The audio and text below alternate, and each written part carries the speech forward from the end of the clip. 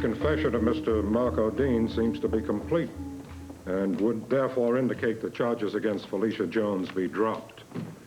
Any arguments against, Mr. Ames? Your Honor, I'd like to ask Mrs. Jones a few questions. Your Honor, there's nothing more my client could possibly add. Marco Dean's confession clearly states that he framed Felicia Jones. I understand, Mr. Meyer, but I beg the court's indulgence. Just a few questions. Go ahead, Mr. Ames. Could you take the stand, please? Go ahead.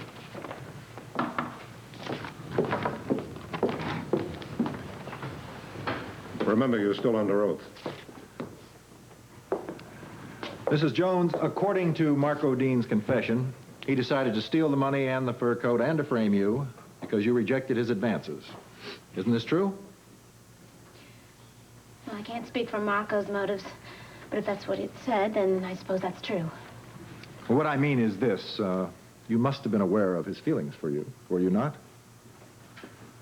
Well, I guess so. He flirted with me a lot. And you did nothing to encourage this? Your Honor, I object. Just what is the purpose of these questions? Look, I'm trying to discover if there might have been complicity on Mrs. Jones's part. Complicity? Jake, that is a lie. Frisco, please. I'll allow the line of questioning, but be brief, Mr. Ames. Yes, sir. Mrs. Jones, let me ask again. Did you do anything to encourage Marco Dean to make him think that you might be interested in him? No, of course not. I told him again and again to leave me alone, that I was a married woman and that I wasn't interested. Now, could you have encouraged him without knowing it? Oh. What do you mean? Well, you were co-workers. Weren't you friendly? What is this, Jake?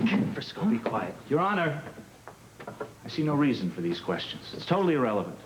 Marco Dean's affections for Felicia is not the issue here. The issue is simply, did or did not Felicia steal $45,000 and a mink coat?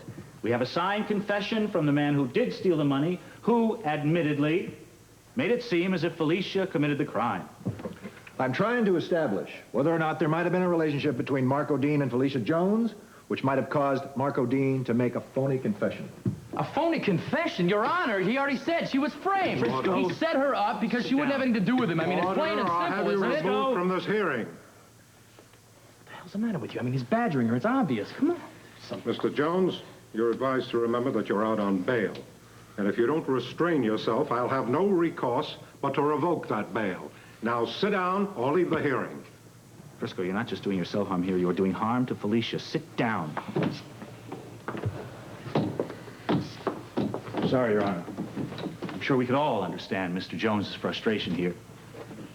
First, his wife is accused of a crime she did not commit. Then she is forced to suffer the humility of being thrown into jail. And now the assistant district attorney is insinuating that Marco Dean's confession is a lie. Your Honor, you have the reports of the chiefs of police that clearly states they believe his confession to be true. I beg Your Honor to stop this lunacy and to relieve my client of her anxiety and to drop all charges against her. Mr. Ames, I don't see any reason for continuing this line of questioning.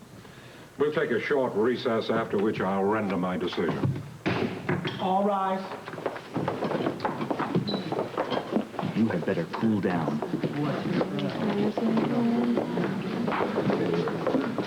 You were wonderful defending me.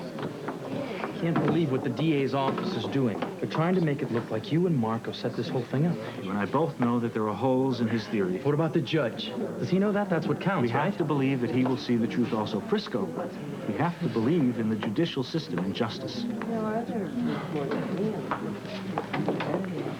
Injustice? Justice is a big farce, just like the police department is a big farce. It'll be all right.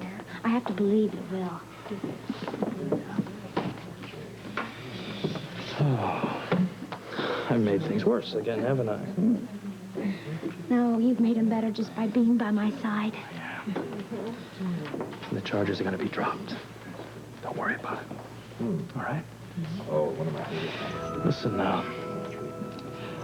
Found these things in an old pair of pants of mine, and I thought this might be a good time to put this back on your finger. Mrs. Jones, I love you. We come back into this courtroom. You're gonna come back in a free woman.